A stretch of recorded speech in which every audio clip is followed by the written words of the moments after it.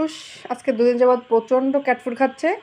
আর এখন ওই যে পানির কাছে কতক্ষণ এখানে পানি খায়, কতক্ষণ আমি এই যে মগের মধ্যে 2 পাশে 2টা রাখছি পানি দিয়ে।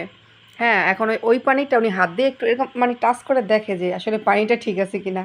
আমি এখানে বসে দেখতেছি আর হাসতেছি যে কি বুঝো, এই মগ থেকে সে পানি খাবার পরে এখন ওইখানে গিয়ে সে হাত দিয়ে টাচ করে দেখে যে আসলে পানিটা ঠিক আছে কিনা।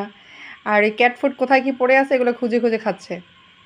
এই হচ্ছে কুট্টুসের অবস্থা। যেহেতু কুট্টুস ক্যাট ফুড পাইছে, এখন মানে অনেক দিন পরে আমি ক্যাট ফুড দিচ্ছি। কারণ আমার যদি পায়ে ব্যথা না হতো আমি ক্যাট ফুডটা এখনও আনতাম না।